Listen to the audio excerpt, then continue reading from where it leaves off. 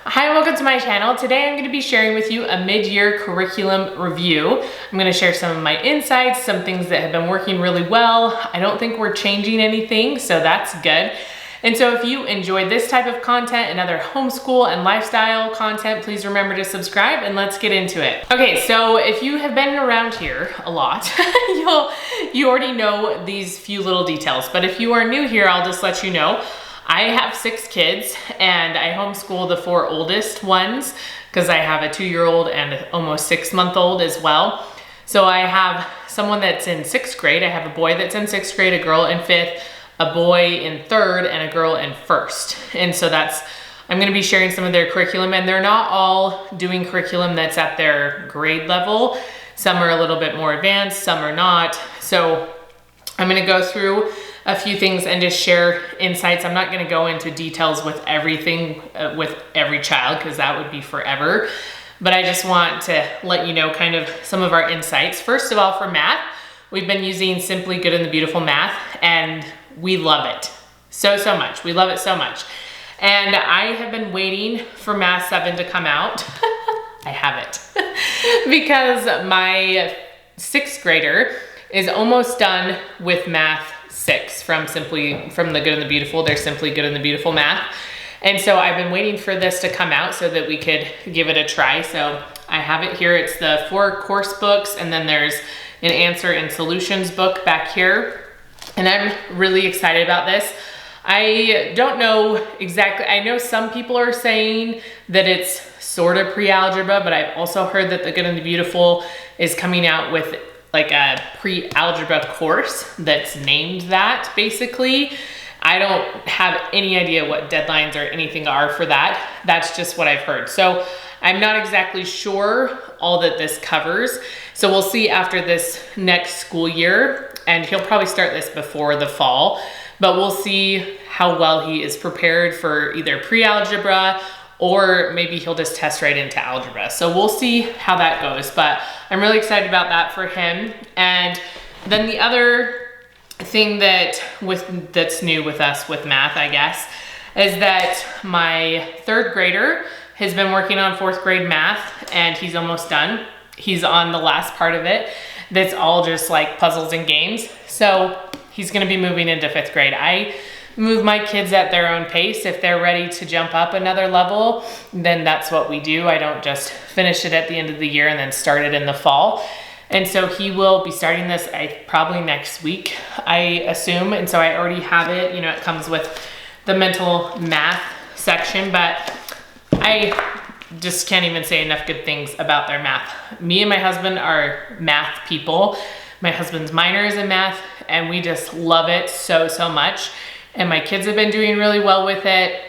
I like that it's a spiral learning approach, excuse me, so that they're constantly reviewing the concepts they've already learned while learning new things as well. So it's been really good for my kids. Okay, the next thing I want to talk about is language arts. And I am loving the Good and the Beautiful's language arts. I feel like it is so well done, especially for someone that's tried doing separate curriculums for all the language arts, you know, so spelling, grammar, art, all those things. Like I was picking and choosing, okay, maybe this will like, or this will like, and this is all together, even with geography and stuff like that. And I just love it. I think it's so good.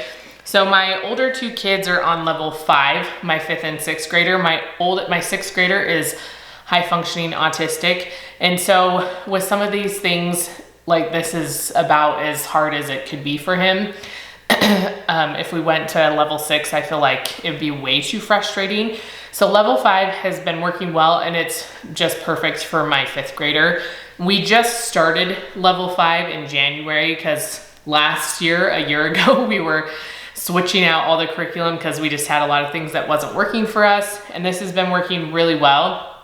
I do like with level 5 that it has these cards. Some of them are grammar and some are geography. So every few days it has them practice a certain amount of cards, you know, so they're getting geography skills, or it has different like grammar questions here and the answers on the back. And so they go through a few at a time, and when they've mastered them, they put them in the master tab, and then they go back and review them. So I really like that. I like how it changes every single day. You know, some things are similar, but especially in level 4 and 5, there's a spelling workshop and a writing workshop, and they usually alternate days. And so that's nice because it's not like overload on one day. And they just have a variety of things. They'll throw in geography. With this one, with level 5, there's a watercolor unit. And so they've been doing some watercolor every once in a while, maybe like once a week or once every few weeks. And so there's just a whole, like, it's just really good. I guess if you want them to be really focused on all those things every day, then it's probably not for you. But I feel like it's really good without being overly intense, you know, and like burning my kids out. So I've really loved it so much. And my first grader is doing the kindergarten one. And she's finally getting up, she's finally getting better with her reading is what I'm trying to say. And she's doing really well with it. And so we held off until she was kind of ready for it. And so yeah, we love the good and the beautiful, obviously. So that's kind of where we are with math and language arts. We're still chugging along. We've switched out a few kids that are ready to be up to the next level, but other than that, we're still using the same things. And then, surprise, surprise, we use the good and the beautiful for handwriting as well. So this is level 4. This is my 3rd grader is doing this. Again, when I bought curriculum, since I didn't want to pay for shipping several times, I got a few different levels that my kids would be needing. So then when they work through the one they're on, we just kind of move to the next one unless I feel like they're not quite ready. If it seems like they either went through it way too fast or I just noticed their handwriting and other things isn't quite ready, then we will repeat a level. But this one introduced cursive. And so he's been doing some cursive. It might introduce it in level 3. I honestly can't remember. But this child and my daughter that's in 5th grade really like the cursive aspect. I don't think my oldest really loves handwriting so much. So that's a little bit of a struggle. Language arts in general is a struggle for him. And so we're working on that. But I have had to monitor him a little bit more. My 6th grader, just even though most of his work should be independent for his language arts and math, he tends to just skip things that he doesn't know how to do or that he doesn't want to do. And he doesn't tell me. And so I have to like look through all of his work fairly meticulously and make sure he's doing it all. So that's a little extra step for me because I just have to double check everything and make sure it's actually happening for him. And sometimes I miss some things. So anyways, that's kind of where we are with that. But you know, it's hard homeschooling so many kids, and especially when some have special needs, like it makes it a little bit difficult. But we really like all the good and the beautiful stuff. Language arts, math, handwriting, it's all great. Also from the good and the beautiful, and it's all their science units. This is the one we're currently working on, marine biology, but I made a list so I didn't forget. We did already this year, we did botany, we did maturation, we did geology, and health in the human mind. And I believe there's a new maturation unit coming out. So we had an older version. The other 3 are all newer, like updated versions with the student workbooks, and I love them. They're super great. They put in so many great hands-on activities. My kids enjoy it. Like, it's my favorite. The days we do science, which is Monday, Wednesdays, are like my favorite. I love doing the science lessons just because they're so much fun. They're engaging. There's a variety of activities. The student workbooks are super fun. So we're working our way through this one, and then we might get into more. Some of them are longer science units and some of them are shorter. And so sometimes we can go through them a little bit faster than like a quarter. So then we might start another one before we end our 3rd quarter. So we'll see kind of where we end up with this. I have it planned out, but I don't remember all the details. And then we'll move on to another one. So I've really loved all of the good and the beautiful science units, and we're still using it. Still my favorite. It'll be a while, probably. There have to be something absolutely amazing that came out that made me want to change because I just love their units so very much. All right, we've been doing Knotgrass US curriculum for this year. Well, probably the next 2 years. Maybe next year we'll do some history as well. I don't know. History and geography, I just haven't found a curriculum I just really love super much. That's That's a new statement for you, super much. And so anyways, we've tried a few different things. I always try to try a new curriculum with those ones. Just, you know, the good and the beautiful stuff that we've have is tried and true. Their history isn't horrible, but again, sometimes history is just history. I love learning history through historical fiction, not through actually reading textbooks and stuff like that. And so, you know, it's still just history. It's important, but it's also hard to study. And for it to be like engaging, especially for younger kids. You know, science, it's fairly easy to put in a few activities and they're interested.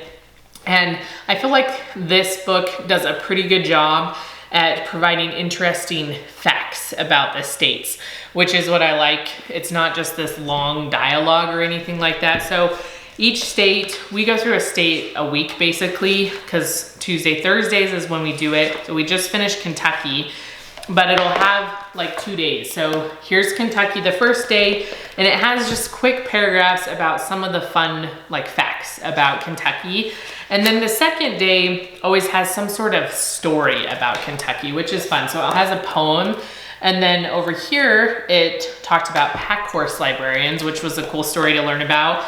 All these librarians that would bring books to the kids in the Appalachian Mountains who didn't have this chance. You know, they couldn't go to the library. They didn't have a lot of access to books. And so I feel like the idea of it is very cool. I like that. I feel like I'm missing a little bit of the engagement part of it. It has some activities at the end of the pages. Some of them, so right here in this blue box, some of them are in this workbook that comes with the curriculum. And I feel like these are pretty good. They usually have something with sort of a geography landmark sort of thing to fill in here. So they learned about moon bows this week. And then it has a whole bunch of things you can do to the map up here to cover some of the stuff that was covered in the main book. So I feel like overall it's pretty comprehensive, and then it has some other activities, either things to think about. Occasionally there's a recipe. There might be other activities.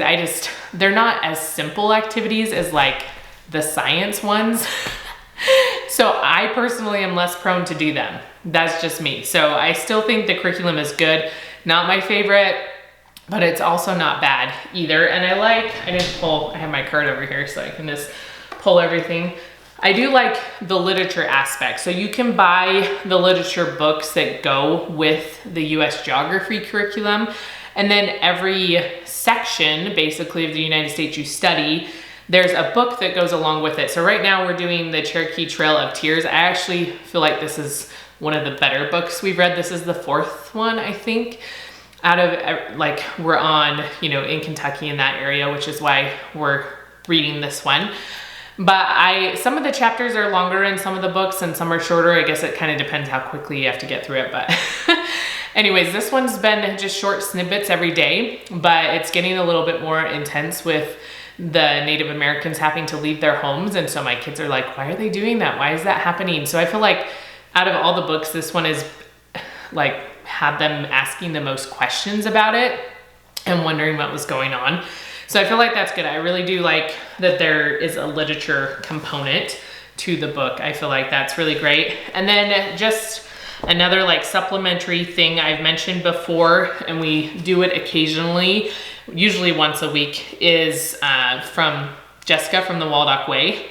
And she has the Traveling the States, and she has a full like comprehensive curriculum for this, but I'm just using it kind of to supplement what we're already doing, especially because, oops, grab my sweater, it has so many coloring pages. So like this is for Colorado, and it has like the tree, it has the flowers, the birds are kind of hidden in here, but my kids can color these while I'm reading either the book for the geography unit or just our normal read aloud. And so they can do that. And then there's the flag that they can color. Obviously we have not talked about Colorado. And then there's even more information you can fill in, which we usually don't do all of this. So there's like the capital city, largest capitals, facts, all that kind of stuff. You can illustrate the bird, flower, tree right here. But I really do like it for the coloring pages, because then it gives them something that's helping them keep their memory fresh about the state we're talking about, but it also keeps their hands busy while I'm reading. And so then they're not being as disruptive. So I really enjoy that. I printed one even for my first grader. She doesn't have one of these books yet because she's still learning to read. And so it's a little difficult for her to be able to work in a workbook like that, but she can color pictures. And so I printed out one of the Waldock Way ones so that she could color the pictures. So all in all, I feel like the US Geography curriculum is going pretty well. It's just, yeah, I prefer science days. I think it's way more fun. And again, I feel like there's a lot I could do with the US Geography curriculum. It's just making the time to do it because it just requires a little bit more on my part than sometimes I'm willing to give. Okay, so the next few things are a little bit quick. I was just gonna mention them, that we're still using these things. Like, these are things we a little bit more actively use. So I have these 1 question a day journals for my kids. So they open this up. A lot of it's more independent now. We used to discuss it a little bit more, but I like how it has 3 years and it's not labeled, so you can label them besides the date at the top, but the year isn't filled in. So then year after year, they answer the same questions and you can see how they change over those 3 years. So each of my kids, my 4 older kids, have one of these. And then we've been having a little bit of issues with gratitude lately and just being really ornery and mean. And so me and my husband were like, we need to focus on being more grateful, and hopefully that'll help people to be a little bit nicer. And so I already had these and we had used them a little bit in the past, and they don't fill them in completely. Not always, sometimes they do, but the part that I just really want them to focus on is I'm thankful for, and there's 3 spots. And so every day, just really taking a second to think about it. And it might be trivial things, but just getting in that habit of doing it and recognizing they have things to be grateful for, hoping that'll bring a little bit of nice back to our house instead of kids just being mean. And then with scriptures, we've been using the Redheaded Hostess, her Book of Mormon guide. I have the same one for my 3 oldest kids, and then my 4th child has I think it's 3 to 6 years old or something like that. She's almost 7, but again, she's not reading super well yet. And so it's a little bit better for her. But every day, basically, we have a page because we do school 4 days a week. And then, on the 5th day, on Friday, we'll discuss some things or play bingo as a family. And so then they can just work on a page every single day, and we'll talk about it and talk about some of the things on the scriptures with them. I'm using a few other things to supplement with that, but this kind of drives what we're talking about for the most part, or like the bingo cards and things like that. So that's what we're doing with scriptures. And then we might some days just be reading the Book of Mormon with them. And so that's kind of how our scripture study is going. And so far I'm liking it. I used to create my own booklet, but also it was fairly labor intensive for me. And so I was trying to cut down on some of the work I have to do. And so I like this idea, just little snippets every day of what we're studying for the week. It's all outlined by our church, if you don't know. So everyone across the whole world is studying the same sections every single week, and they discuss them at church on Sunday. So that's what we're doing with that. I wanted to quickly mention what my kids are doing for language classes. So my oldest is still doing Japanese throughout school. That's usually once a week for like 30 minutes. And then he practices Duolingo every day for maybe 15 minutes. And then my other 2 kids, we did Homeschool Spanish Academy for a couple years, which is them talking with a native speaker once a week. But we decided to just do Duolingo this last year. And we have a family plan, so that's a little bit of warning. Like, I've heard if you just have the free version, you could get unwanted pictures and have struggles with kids being exposed to that type of thing. So just a warning for parents. I've heard that can happen, but we have a family plan, so there's not ads or anything like that. So they have their own accounts within our family plan.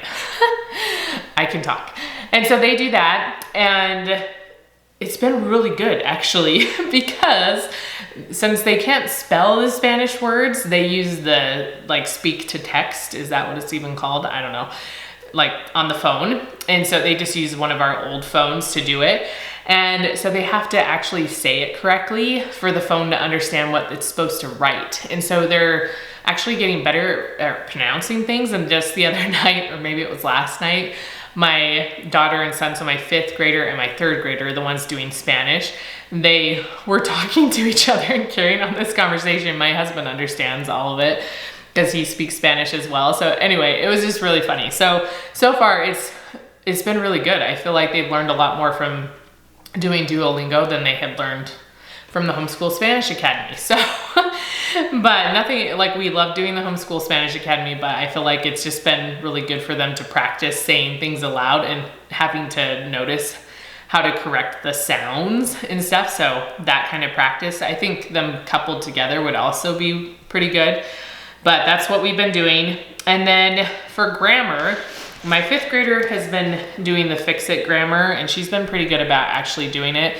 I have this for my 6th grader. He is not as good about doing it. I think I'm actually for this next year gonna give it to my 3rd grader who will be in 4th grade, just because my oldest, sometimes it's getting him, like I've already mentioned, getting him to just do his language arts in general can be very, very, very hard. And especially anything that has to do with writing, he just doesn't want to do it. It's a big struggle bus. And so just having, and tantrums, all the things, it's super fun sometimes. That's why my husband's usually around to help out with that so that I can keep focused on the other kids and we don't just like stall homeschool altogether.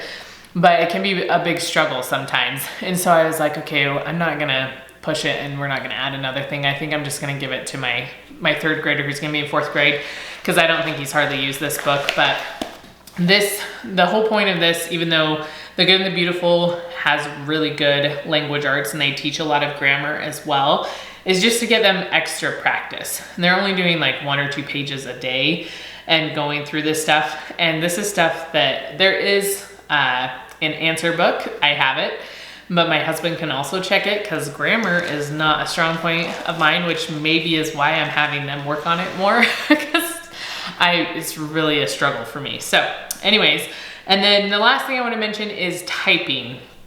So we are on and off with typing.